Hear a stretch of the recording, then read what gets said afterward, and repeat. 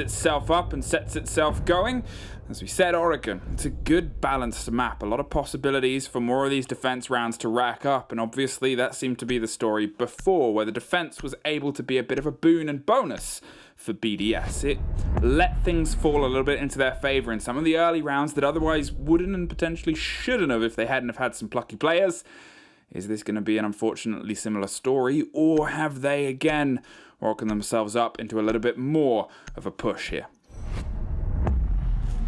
The map being banned out, it's often an operator you see being used to create these small lines of sight, and as we now see the ace also to be removed by BDS, that proves to be a very, very interesting defense to come up, or rather attack, because it's going to be hard to open up these walls, hard to open up these angles that you normally want to go for. We might see a Termite coming back to the main lineup here, joined of course by a Hibana, and as the Mirror and Wamai get banned as well. Oh, actually BDS not banning Wamai and leaving it over to Empire to go for it. That might not have been something they were accounting for.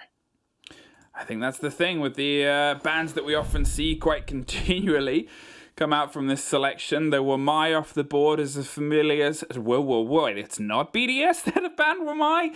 It's the split, it's the play. And to be fair, the Mirror is a pretty solid ban as well. It's a solid removal from Oregon, and it's one where I guess if we're going to have a look at a specific example of teams using it well and not quite using it properly, it was used continually from both across Coastline, and we never really saw it have an impact. It's a different play space, different environment, and different possibility, sure, but at the same time, you know it's a good thing for Empire, and well, why not take it out? Why not say this isn't a decision you're allowed to play? The start on the clash is going to be something played with a lot of presence, probably around blue and elbow, the standard method of digging yourself in and allowing you to have some aggression back towards a double door that otherwise becomes a bit of a cacophony of the many flashes that fly over the shoulders towards those ADSs on the elbow. That's the thing, elbow is often that one piece of battlefield that has, well, basically has to be taken, no matter the approach you want to go for.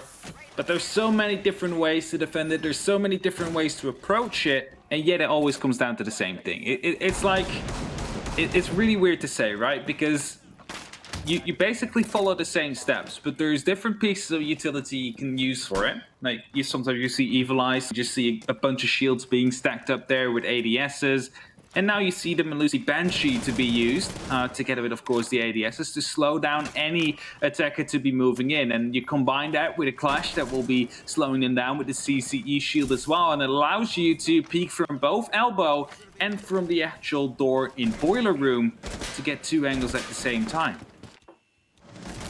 Now, how are they going to keep themselves locked in? Shaiko, as I said, wastes no time and pace in putting a little bit of pressure onto this double door, where a lot of attacks start their ingress towards the site. Sees the Banshee just round the shoulder, and here comes the burn of the flash canisters, making sure they cut those ADSs off at the pass. They want to be able to pop that, and they're going to do it with the presence and pressure of getting rid of the eyes and angles that Empire worked so brilliantly before. You can see a bit of a dance here from the bottom of the stair set. Harry Potter has doubled up with the Clash to keep a presence on the stairs itself, so it gives them a bit of confidence to work otherwise around. The pressure's still coming in hot and heavy though. Alems has the tower, and they have an idea of the body there that's ready to swing onto them as soon as it starts to hear the presence of the Banshee. We're going to see a Jaeger swing around the corner, but always he's dancing a very dangerous dance. Now that the Clash is in a slightly different position as well, it means that the stairs of Alems might become a bigger presence and pressure. Always puts some bullets round and pulls themselves away, but everybody is currently stacked up on this single double door, and we're about to have a very concentrated fight. And there's not much time left either, and most of the BDS members find themselves here in the construction site, except for Alems, who's at the top of the big tower and will be moving down soon. There's a smoke innocent now, chipping away some of the HP that Shaiko had. And as the Clash of Scyther is now going aggressive, it is Dan to try and follow up on that as well, going aggressive near that elbow area before he fell back right behind the shield. They're stacking up now, they're going in from two sides at the same time. Dan will be able to pick up one, going for two. Always in the meantime will be able to pick up two as well. And it leaves it all over to Alems, but it's not going to be happening. It's a flawless round for Empire, finished off by the ACS of Joystick rather than the Alda. Of course, with the new Slug Grounds, a beautiful weapon with a beautiful sound. It's Easy's favorite weapon, is it not? It is actually, yes. He really enjoys playing around with it. I don't think he's observing this. I think we've got medics. It is. Medics. Yeah, he said, it is our meme lord. At one point, I do want production to put Medics' audio through so everybody can hear the stupid stuff he says delicately into our ears. Now, though, well, that's a later thing. Kids' dorms. Dorms main hall. We had a standard, steady rotation. Not doing the Virtus Pro play where they opted yesterday to, well, play more offsites. They didn't touch dorms at all. They just kind of left it as is, but this is a slightly different Russian story. They've opted for another tale as they set themselves up here on the second story. Empire are able to win that first round without any issues, really, as they managed to slow down BDS just enough that they really had no other choice than to move in with 4 people at the same time into the crossfire that was being set up and being generated throughout those entire 2 minutes and 30 seconds right beforehand. As we are now going up to that top floor, it's a little bit more of a versatile side. There's more ways to actually approach it. You don't necessarily need to have one room under control if you want to push. However, we do often see the attic to be taken under control by the attackers, and you often see the master bedroom wall to be opened up as well. That allows you 2 big angles to play from, and it allows you as well as an attacker to just run through and get in that safe corner right next to the football table to get that plan in. So that is often what you do see coming out of this site, but there is definitely other options. For example, Tempera gave us a good example during a G2 game where they jumped in from the main window, they jumped in from the white stairs, and then suddenly the Amaru came up in the kids window, plant come through, and nothing that G2 could do. Well, Shaiko, a player who didn't really have an impact last time round as attack, is looking to try and apply the pace and make sure he has one this time round. Obviously, technically nobody from BDS had an impact on the previous one, as it was a flawless for Empire. But here, yet again, they've capitalized on the pressure on the space very quickly. Did the drone work on the external and gone, well, this is where they're at, and this is what we need to put the pressure on early. The bullets come through the walls. Soft pre-fire seems to be the name of the game as Empire keep angles and keep a lockdown. Shaiko goes for a rotation and keeps the drone in that position as it starts to steady its way towards Scyther, who is now just pulling slightly further in and tucking behind the fridge in the center and the core of the kitchen itself. They have a bit of an extension and escape if they need to take it, but the worry is this. All the guns of BDS are stacking up either side and angles with an aggressive hug. They seem to find, well, at least the first fight, but it doesn't go their way. Scyther is able to lock it down and always gets one more, and there's a swing on a corridor for a second as the man down white stairs acted as a distraction for the man to pop out of the servers and get one more. Pre-Day stuck here in the meeting, knows that one is still in kitchen, tries to go for the gunfight, but will not be able to put the damage down yet. Rafal in the meantime, however, is going to be able to take down Always, and that brings it back a little bit into the favor of BDS, but still nowhere near close where they want to be for this round. As it looks like Empire might be able to cruise away with this one. Some drones will be sent in for assistance to try and find out whether the player is still in security or kitchen, but it will find out that he's long gone and long back to site, where now BDS will have to go as well. Well, a 4 versus 2, you've only really been able to find the Jaeger though, so you've still got those canisters to go through in the hands of the smoke, something that we've seen BDS struggle with across the board. There's been at least 2 deaths already in those canisters on Coastline, and the unfortunate reality is you're probably looking at stacking up on even more 30 seconds. And you've set yourself up for a potential push here just towards the white stairs. They're probably going for the rotate round to the double window and apply a bit of a split push. And there it is. There's the motion in the ocean, and there's the pressure onto the window, which might pull the guns and the eyes away from this movement. But there's a canister at the top of the stairs. It's locked off, closed down, and there's a second, because why not? They've got to only put the pressure through, either take the damage, trying to apply themselves towards the site, but they take it through the window either way. Bride is all that's left, loses half his health in the tick, and well, all you can do is really pull back and fire some of your pent-up aggression into the wall. Nothing really he could do there. The smoke canister would have killed him before he would have even been able to actually go into that room. Will be Matt as well with a couple of crossfires. It was too little time for him to try and make something happen there, and that leaves Empire at that 2-0 advantage right now. But we cannot forget, Fluke, it is still a defense-sided map. Even though we call it balanced, that just means that there is opportunities for the attack here. It's not as clear-cut as, for example, Team Park, where a 5-1 or 6-0 split would not be too uncommon. A 4-2 or a 3-3 or something you would be looking at right here on the map as Oregon. And that does mean that BDS need to pick up this round, because this is the tertiary bomb side, this is the offside. We, again, do not see a termite coming into play on this side. Yeah, it's not just that they've got to pick it up, but they've got to go beyond that. 1 kill over 2 rounds, almost suffering 2 flawless defeats, is a very worrying prospect, because Empire, well, they're looking good. Geo is having the time of her life right now watching this Empire play, because it is akin and remnant of classic Empire. It's just this solid, hefty, beastly tactical lockout on anything that seems to be putting themselves together. The players are 10 feet tall right now and built just as wide, and stopping any access to any of the ground that BDS want to try and take. BDS, how are you going to be approaching this site? Because you are currently 2-0 down. Empire is far out in the lead with that 2-0 mark so far. And also, don't forget, small minor detail, there are a map in front as well. You lost coastline, you need to bring it back now, otherwise your upper bracket run is over. And you can only bring it back from that lower bracket facing off to Virtus Pro, which you have already beaten before, but you've proven yourself the last major in August. That doesn't necessarily mean you'll win again. Now as they approach their way through, they're quite quick on their drone game around the external, but this is when things start to get a little bit dicey, as the actual intent of approach towards the site itself. BDS slipped past. Nobody is dedicated to watching the kitchen corridor as they usually are, but at the same time they're not too far away. It's just a bit of a hold and just a bit of a presence here on the second story that seems to be the problem. A BDS just ignoring it. Did see a sliver of a man potentially via the coffee cup there, or is it just a little catch as the angles line up? But so does Shaiko. Finds Dan, finds his first, and finds the second player that BDS have ever been able to find from Empire's roster. Now it's falling down to Shepard, who's realized he's suffering a huge amount of pressure here underneath. They've got the kitchen wall open, they've got this meeting rotation, and they've got eyes and angles towards the site itself. Shaiko is peppering bullets around the corner, but it's Alems that actually finds the next, as there is your man inside the site gone. There is those canisters gone too. It's a double impact that they will need to try and get this round in their control. We still have 3 members alive of Empire though.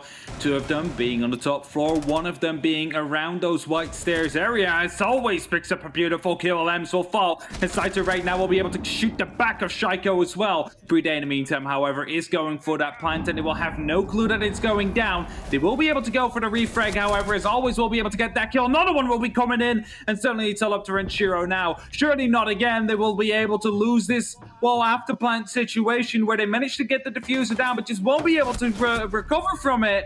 And as it turns into a 1v1, it's all up to Renshiro now, but Joystick was already heading down with that defuser. Grenade will be tossed in, and that means Joystick needs to go aggressive. Will be coming out with that pistol. Keep that in mind as he swings across the corner. It is Renshiro that picks up on that final kill, meaning that BDS are able to pick up their first round. But it almost went back into the way of Empire yet again, as that after plant went really wrong really quickly. This is one of the things that it feels like we've been missing a little bit from BDS today, is these star player standout moments. A team that so frequently puts these highlight clips on the board, puts these against all odds clutches, and puts these huge numbers up. Renshiro, the man that hoisted BDS to new levels at the last major, shows up there for the round clutch that almost fell entirely away from them. Lockdown 2. Inside Zulu, and the frag grenade play to keep that in pocket and just keep the man off diffuser. Well, that's something you practice on the practice pitch and you bring it out on the play and it works like a charm. But can BDS build behind this? Can they find a little bit of momentum? Can they get in their comms, get in each other's hearts and heads, and get into this Empire defense? Or Empire able to keep themselves locked in? It's only our tertiary, they might say, but they almost pulled it back. So to them, they were close to keeping it clean. Yeah, and the TC and the ACS, I have to say, not the TCSG. That's the other shotgun. It's the other slug shotgun. That's the one for Kaid. Yeah. ACS. well, I mean, I think the ACS is better than the TCSG because you know, bunch of more rounds in the magazine. Similar damage. Yeah, like you can basically just spam a cannon someone's way. That's basically the best metaphor I can give to it. But what's more importantly is that BDS are choosing to go for a similar approach. 2-3 members yet again right here in construction, and they will be met with the very same welcoming party as they had the last time around, which is Scyther with that Clash Shield that will be stunning them down into oblivion. Change off the board that we see here as the 4 frag grenades. Alems has pulled off the Zafir and popped themselves onto Iana instead. See if they can swing themselves around with the eyes and the angles and be a little bit more aggressive here. It allows you to get a sharper bit and beat of intel as Clash forces the drone further away and forces her out the room. It's still just going to be a presence. Pulls something back towards them and puts the pressure down back towards Empire. Now, as they start to try to pinch, can BDS actually capitalize upon it? So much time was spent on this very door last time and they still got nothing from it. Renshiro tries to clean in, but well, the last ADS catches that frag grenade. Now, they've still got 2 in the pocket of Alems, but Shaiko is going to take the pockets of Always and put them in his own as he gets the opener. Second round in a row, Shaiko's led now. Can they push behind it is the worry. That is the question. Are they going to be able to catapult themselves into a round victory after the opening kill that just came through? As Dan is having some struggles for the drone playing ring around a Rosie with his shield.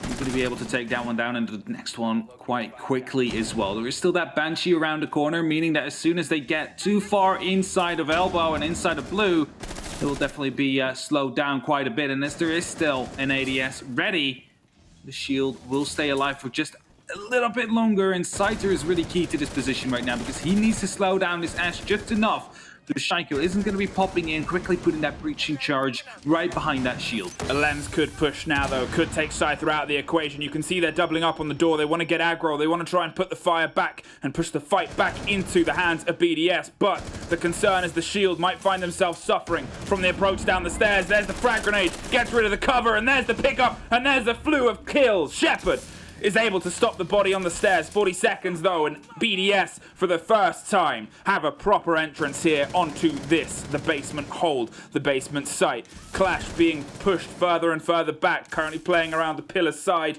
but again it's just a matter of the bodies. 2 is more than enough that she can take and handle. They fall further. There's still a smoke canister in the hands of Shepard. They could swing it round with 15 seconds. May as well sooner rather than later. The concern there is the potential. Oh no! It goes too far through the door and it's not going to catch Brede. Both of them have been shepherded into an unfortunate situation. And now one of them only is left. The diffuser goes down. Second time in a row we're seeing it, and the second time we're seeing a BDS round. BDS able to, well, basically turn around the previous result they had on this site, and this time be a lot more effective the way they handled it. Able to pick up those entry kills, able to put up the advantage into their hand and indeed snowball and catapult themselves. So last time I'll say it, I promise, into a round win. As this concludes the 4th round, we're going into that 5th round now, and we said it before, a 4-2 split is not too uncommon for the defense. At 3-3 is also on the board, but would be slightly favored to that team that wasn't the attack. That definitely seems to be on the board right now. Only one more round that BDS needs to secure that 3-3 split, and they have 2 more opportunities to go for it. So Empire really need to step it up right here if they want to be able to go into the second half with an advantage as well. BDS, you've done well these past 2 rounds, especially the adaptations you've made, but again, the pace of what you're applying seems to be a little bit more aggressive, seems to be a little bit more of what we're used to, and seems to be a little bit more confident too. Now, can you find some success here where things fell apart with your clear underneath? You put a huge amount of dedication towards the 2 bodies that were playing around the Zulu corridors and the kitchen as well, so it all fell to bits, unfortunately, a bit away and off-piste. Now, you've got a little bit of a chance to reevaluate, reassess, and reapply pressure towards the Empire site the same way you did before. It was a minor adaptation. It was a little bit of a change of pace, of having someone with a bit more of an aggression, a bit more of a feed, and a bit more of a confident swing around the sides. And it led to a good, successful story. Lam's making his way down on these big tower stairs. Far holding with a drone, making sure there will not be a flank coming up to him. And that allows BDS to open up attic as soon as he feels safe. Seems to be worrying about something, and a new EMP will be tossed out as well, just to make sure that nothing will be blocking out these Excyrals. And as they will be deployed, they will detonate as well, as the Mute Gemmer is still temporarily disabled. All Excyrals have been used, no more Heart Breach utility left. That means it will be a full attic take, potentially backed up by a White Tower Stairs push.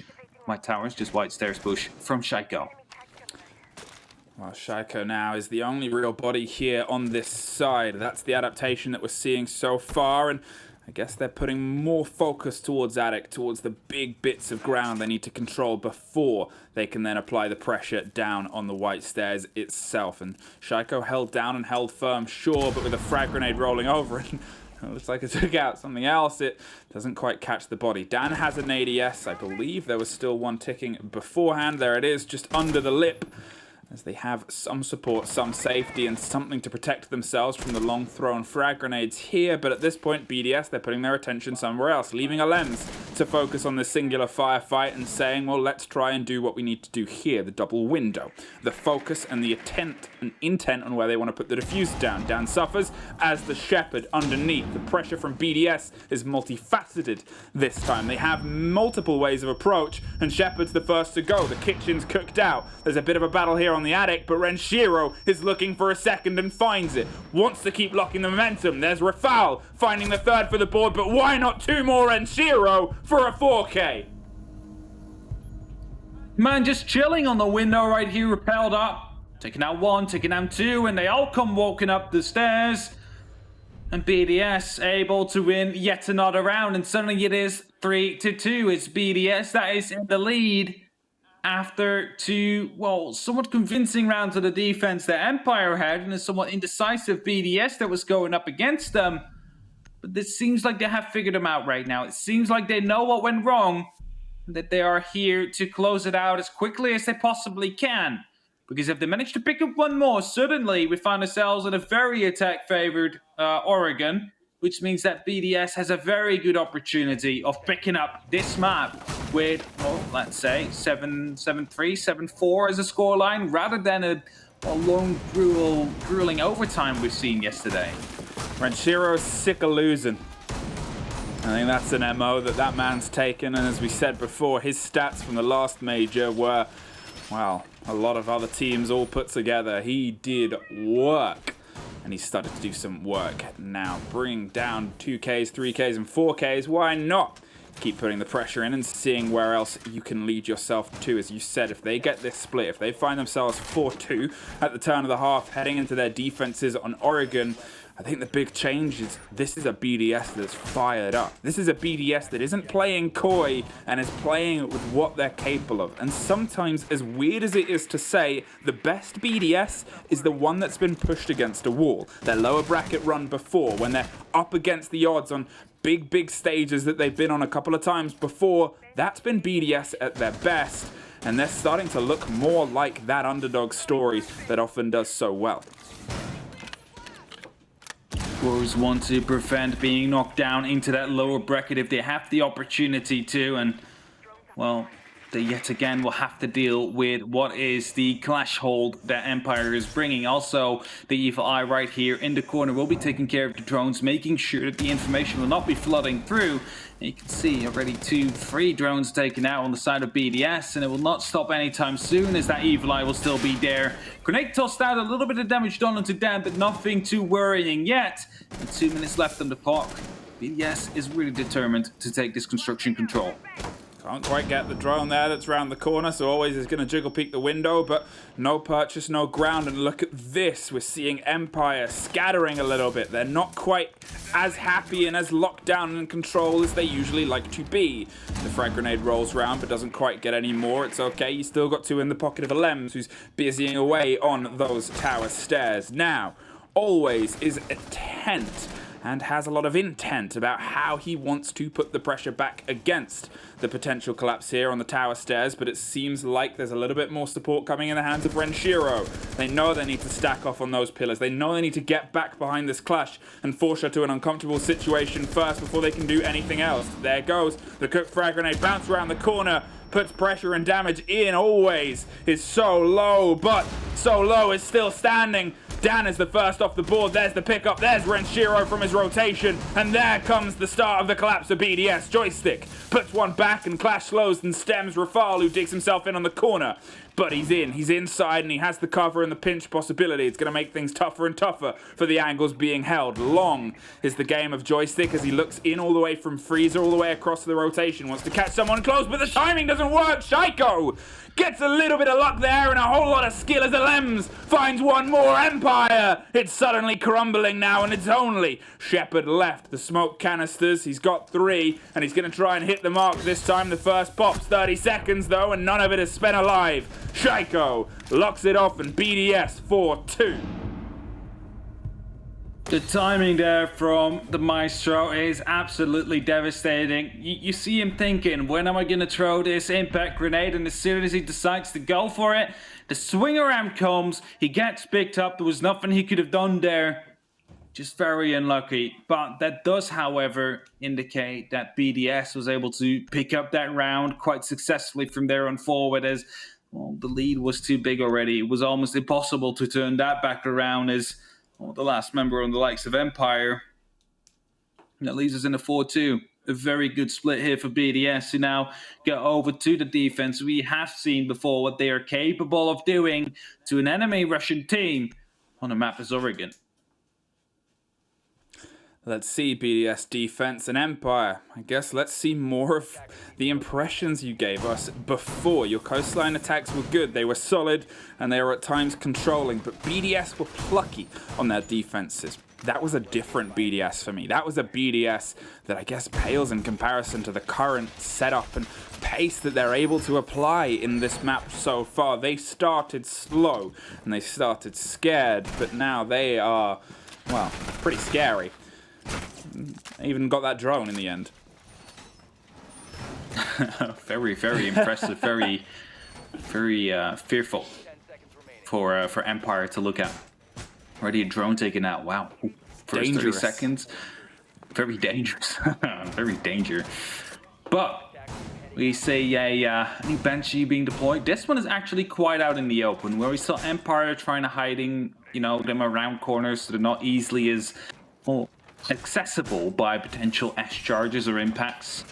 BDS decides to just put it all up in the open. Like, if you want to get it, just do it. We don't have an issue with it. Just make sure you do, because otherwise you're going to have a bit of issues with it. So they're not trying to hide it, they're not trying to protect it. Put it out in the full open. Now as we start to see a bit more control and a bit more dominance, Empire, your game, as I said before, was controlling and dominant. Will we get the same story? Will we get the same support here? Steadily, you make your way across meeting and put yourself into a bit more of control. It's the eyes and the angles and the impression of what's going on underneath that seems to be the start of the breakdown here. Let's see where we go. Dan waiting on the back stairs, hoping for someone to go aggressive, but no peaks are coming out as of yet. A lot of drones right here from Empire into the freezer as well might indicate that 1 or 2 members are looking to make their way down from that side of the map.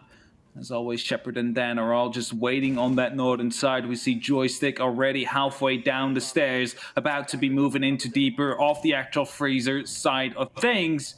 Knows that he's quite vulnerable and will be easily picked up from that long angle that has been created. So we'll need some pressure. We'll need some cover for the rest of his teammates that will be pushing from that northern side. That will be pushing from blue and the tower. But it's Joystick with the first kill nonetheless, as he picks up Renshiro, who went for a peek, but wasn't able to get much out of it. 4-4. Shaiko puts one back and keeps continuing what he's been able to do before. Can he lead more into this? 7-3's a split, but he went for one more, and unfortunately, he's locked out. Scyther is the one that's able to apply some presence here, as also pushes down the main staircase, puts himself towards Pillar. He's got the angles and the idea of where the cameras are. It's a 3 versus 3, but with 45 seconds, you've got to start trying to take the actual possible real estate to put the possibility of a plant down onto the ground. That is going to make it a very tough time as the Banshee screams on any steady approach now, so it's down to this. The pinch onto the actual electrical cabinet. Scyther steadily slides and drifts, but he gets caught out just as he goes for it. Well played by Rafal, and that's going to make things tricky. At least he took it out, but with the canisters popping in only 20 seconds, it's a dangerous bait and play they've got to play now. The approach is coming. Slow and steady. The creep is making things happen as they get closer and closer to the doors of the shut being there. It is Rafal. The words weren't in the right order, but the kills are coming in the right order here for now. BDS, one more is all that's left, floating in the middle of the site, and Alems is the one that drifts on by and sinks him. We have a BDS able to pick up yet another round, are able to inch a little bit closer towards their own map win. They cannot stay behind an Empire. If they get it, then they want it as well. In Oregon, their own map pick will be the battleground that would be decided on. 5-2. And we're getting closer towards a potential third map. It is looking like we will see it happen. As look at that, Shaiko has definitely been showing up better than he had the previous map, but Rinshiro also very present for BDS. 5-2, BDS, and you found yourself your opener. You found, oh, what's this? All of your rounds in a row. Empire, unfortunately, haven't had a sniff since the early days of this game. It's a little bit of a different story than Coastline, which was pretty bitterly fought back and forth almost all the way through. Throwing ourselves into the second story. Can they grab the throats of this game before it starts to slip away and scream itself onto a third map? And that's what everybody wants to see. We don't want this to end in 2 maps. We want this to go to the full length, to the full 3 maps. Want to see what we saw, for example, in the previous matchup that BDS played against Virtus Pro, where it goes to the absolute limit time and time again. And everything will be in there. Whiffs and beautiful plays, clutches, and just pure dominance. That is currently what BDS seems to be displaying. That dominance that we know them for. The dominance over the EUL. Right now hoping to put Empire beneath them yet again, as they are inching closer to that first map as said before. All eyes and attention is on Joystick as he starts to creep his way around with the hot drone working underneath to apply and supply the live feed that he needs to try and find any of these BDS players that grow in confidence and momentum. You can see Malusi's dancing at the bottom of the white stairs and is heading up and down to offer some potential support to Alems, who's keeping a very keen eye on that camera and making sure that nobody creeps their way through and round. Again, they still feel like they need a little bit more intel and an idea as the start of the opposite side of the push is coming through. It seems like they're going for a split approach, as we saw BDS do too, and they want to lock down this control before, but the last time we saw BDS do this and put themselves entirely onto just 2 doors, things didn't quite go the way and they were shut out ever more. So the approach, is the diversion enough? That's the question as a nade is being prepped here by Saito, tries to get the kill, will be dealing more damage to himself than his actual teammate, and in the meantime, we do however see Den taking down Alems. That is the Valkyrie gone, a potential C4 that could be used to, well, stop a planting situation as well, and as the second grenade will be coming in, Rinshiro will be down, and that will be a huge one. Don't think they will be able to find out. A drone will have to go in to try and confirm that one, as a bit of challenge will be coming through. The spots are coming through as well, and Joystick and Saito both will be able to pick up a kill. Was it confirmed? The other, oh, double C4 potentially. No, got shot out right before it can actually blow up, and Rafal will be taken out from the back, and it's all up to Pre-Day. Picks up 1 kill to start things off, needs to find 4 more. He has been able to do it in the past. Will he be able to do it again? The plant is going down in the meantime, but it will not matter in the end. It's Dan to shut him down before he even can fire off. And Empire are able to put up 1 more round on that board, making sure that it's not BDS that will be having 4 match points in a row right now. Well, I'm sure there's a bit of a breath of fresh air taken into the lungs of the Empire camp. You could see at the turn of the map that they knew the job wasn't done. And, well, Unfortunately for them, BDS are proving that true, but they've stopped the runaway train that was flying Le Tricolore with many plentiful swings into their defense so far, and they've done a very solid hold on to Dorms. But can they keep a hold of this potential runaway train? Obviously, they're still on defense. It's just one that you've taken out of BDS, and they just need one more to be able to put themselves onto map point, and 2 to put themselves onto map 3. That's it. It is so close. Only 2 rounds that we are away from map number 3, and beautiful angle being portrayed there, by the way, by Medics, our beautiful observer, who also makes jokes about us than he actually would like to admit. I'm wondering what they can do with that angle though, because is it meant for someone to play in the basement and potentially, I guess, deny someone who would be moving through the kid's door? That's the only thing I could imagine it to be. I guess it has the potential, but I don't know, I suppose that maybe it's one of those prep ones. Maybe it's one of those ones of this is how they like to play and this is where we can position ourselves to shut stuff off. It's the breakdown that I guess we hope the analysts are discussing over now. Be for a smoke actually to be tossed through all the way from below up into that plant spot, because sometimes you do see players plant close to the actual door. But BDS playing upstairs as well, so that's not making sense yet. We'll find it out as, of course, the round will be progressing in these next 2 minutes, so we might actually see what BDS was planning and actually doing with that beautiful long hold he created, crossing all 3 stories. In the meantime, Joystick hunting down onto these roamers that BDS have put on the board. And Citra is definitely trying to help him with it, opening up more holes, more rotations. And as that is a Lambs, of course he has the hatch he can drop from, but needs to make sure he doesn't overstay his welcome. The angle goes, and so does Joystick. Alems was waiting, held down, and this is obviously instantly a more successful story than was played before. They've lost the Zafir, they've lost Joystick, they've lost the ability to get in and get underneath the hold and the sights here. It's not going to be as easy as Dan starts to try and push some pressure down from Cement and keep themselves locked in here. Now, they angle towards the door and spray through, and Shaiko just finds Dan, who was a little bit adrift there and a little bit off the piece of where he needed to play. Malusi has confidence, and confidence is unfortunately not rewarded this time round. Renshiro shut out and shut down, and there's one back in the favor of Empire.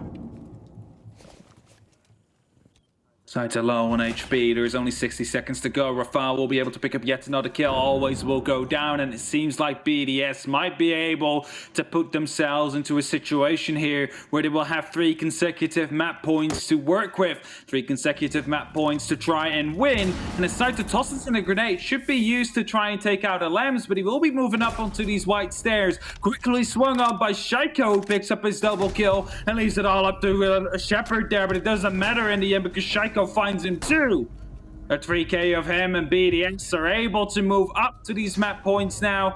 As I said, 3 consecutive ones in a row before Empire would be reaching overtime, and they are on that defense. That is the crucial part. It should be easy to be locked out here for BDS. The question is, does Empire have something left in the tank for this Oregon?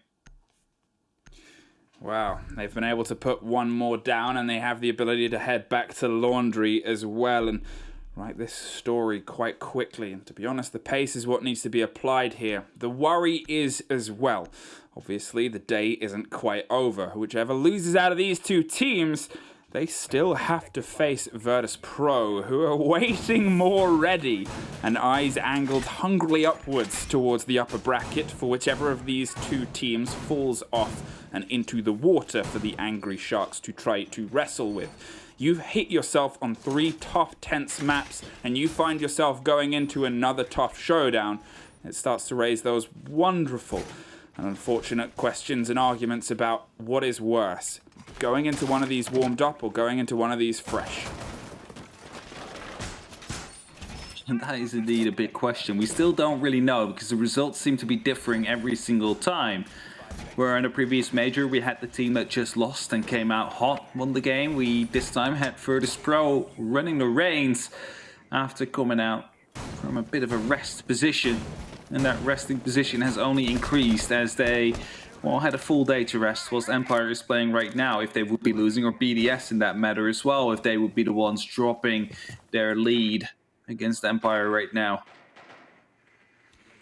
6-3. 6-3 is all BDS can think about right now. They sure as heck stepped up before, but they're still not out of hell yet. They're setting themselves and setting and sunning down below. The pace is quickening a little bit from Empire, I think it's fair to say, now as they instantly start to approach and apply themselves towards the potential of a laundry push here. Stacking themselves up, they have obviously put presence down towards Electric Hatch 2 as it comes due and starts to fall as well. Concerned about the potential of someone playing underneath, but with all the hard destruction they have as their capabilities, we might start seeing some culpabilities towards the angles left on the site.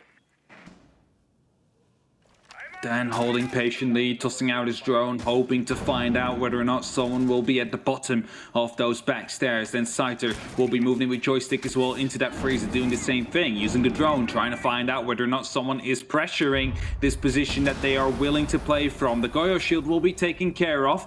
That means that they have a little bit more freedom later on the round to actually move through, but it also gives away their game. They know exactly where they will be coming from now, as utility just has been used, clearing out the defenders their setup. With 90 seconds left on the clock, BDS is facing some diversion here. There's a two-sided attack coming through. One is coming from the backstairs, one is coming from the freezer, and then you have Shepard just poking holes into the electric side of things as Dan picks up the first kill and starts things off.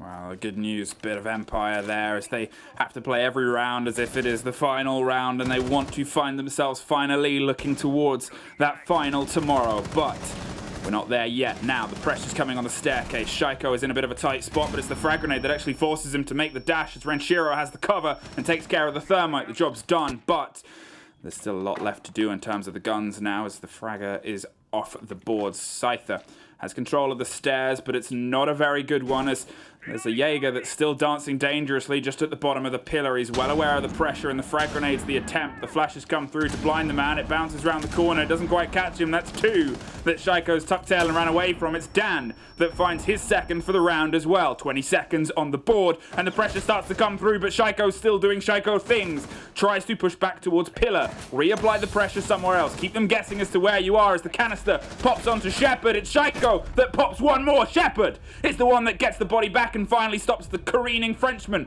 from doing all that he loves to do. Now he's trying to find the one in freezer but can't quite. BDS find their map and we find ourselves looking towards a full stretch on this best of three. Different emotions here on this team compared to what we just saw from Empire and their player cams. All looking so serious. I know. No joy. Apart from trying to do Breedo's a little, he's like, little yes, fist bump. Let's go. We got it. Beautiful map, however, by BDS. A lot of domination coming through right here, able to shut down whatever Empire was bringing to them on both their attack and their defense.